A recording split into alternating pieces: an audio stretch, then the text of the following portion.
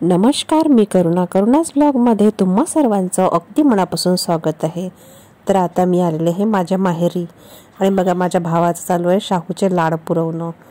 शाहू सायकलवरती बसला होता आणि बोलता येत नाही तरी हो हो करता मग त्याच्या मामाने त्याला असा एक चक्कर आणला आणि त्याला लग्नात जायचं होतं, त्याची तयारी सुद्धा त्याला करायची होती। कारण माझ्या मावस बहिणीच्या मुलीचं जे आहे ते लग्न आहे, तर त्या लग्नासाठी आम्ही सर्वच जण जाणार होतो। तर माझ्या भाच्याची तब्येत बरी नव्हती, त्यामुळे माझी बहिणी आणि माझी भाची ते काही येणार नव्हते, तर आम्ही जाणार होतो। माझा भाऊ येणार होता। माझा भाऊ जो आहे तो आदल्या दिवशीच तयारी करून निघालेला होता, त्याची तयारी चालू आहे। आणि त्यानंतर मी दर दिवाळीला जे आहे ते बाहेर गेल्यानंतर या मंदिरात जात असते। तर हेच आहे ते शेखबुवाचं मंदिर, म्हणजे चंद्रशेष महाराजांचं मंदिर आहे, पण आमच्या गावात त्याला सगळेजण शेखबुवाच म्हणूनच ओळखतात। तर हे शेखबुवाचं आमच्या गावातील खूप जुनं मंदिर आहे। तर हे जे मंदिर आहे त्या मंदिराचं आता बांधकाम झालेलं आहे, म्हणजे 8 वर्ष झाले आहे त्याचं बांधकाम झालेलं आहे। बांधकामाला सुरुवात झाली होती आणि आता त्याचं बांधकाम जे आहे ते पूर्ण झालेलं आहे। आधी जे हे मंदिर आहे ते पूर्ण कौलाचं आणि मातीचं होतं, पूर्ण करून मातीचं बांधलेलं मंदिर होतं। उंच ओट्यावर असं चंद्रशेष महाराजांचं मंदिर होतं आणि वरून पूर्ण असं छोटंसं मातीचं घर होतं आणि वर कौलाचं। आणि आता ते मंदिर खूप छान असं बांधलेलं आहे आणि बाजूने जे आहे ते महादेवाची पिंड वगैरे ठेवलेली आहे, महादेवाची पिंड आणि नंदी। तर बघा मी तुम्हाला दाखवते, ते असे मंदिर आहे। आणि आधी कसं नेहमी असं हे मंदिर उघडच राहायचं, एक लाकडाचा दरवाजा होता, तोही पूर्णपणे लागत नव्हता, त्यामुळे हे मंदिर जे आहे ते उघडच राहतं। पण आता हे मंदिर जे आहे त्या मंदिराला आतमधून कुलूप असते, बाहेर उघडच असतं, पण जे मंदिराच्या आतलं गेट आहे त्याला कुलूपच असतं।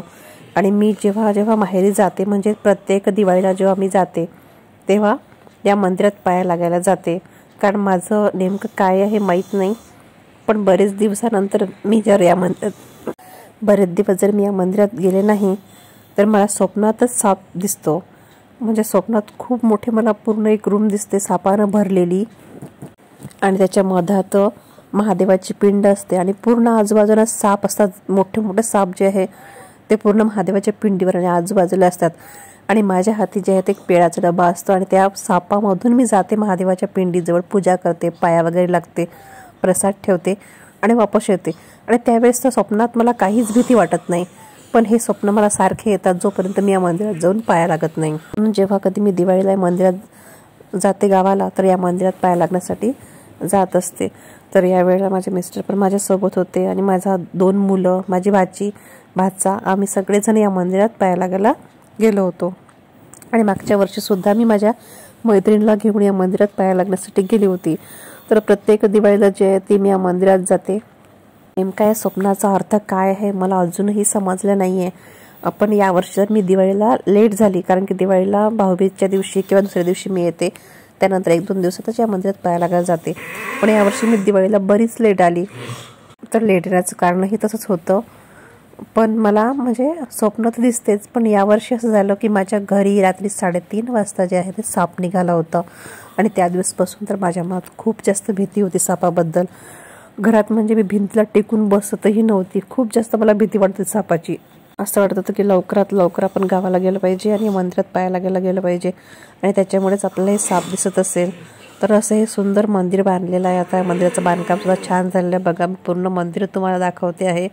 आणि बाजूला जे आहे ते महादेवाची पिंड वगैरे आहे, तर महादेवाचं मंदिर सुद्धा बाजूला येथे आहे।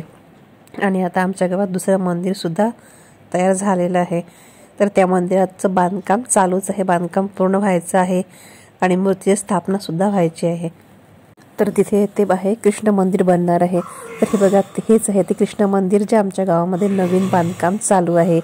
या मंदिराचं पूर्ण बांधकाम व्हायचं आहे।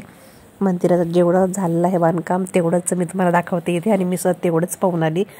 तर आता येत्या 30 तारखेला या मंदिरात मूर्तीची स्थापना होणार आहे। तर खूप मोठा कार्यक्रम आहे, कृष्ण मंदिर आहे, इथे कृष्णाची मूर्ती बसवल्या जाईल आणि खूप मोठा असा कार्यक्रम या ठिकाणी होणार आहे।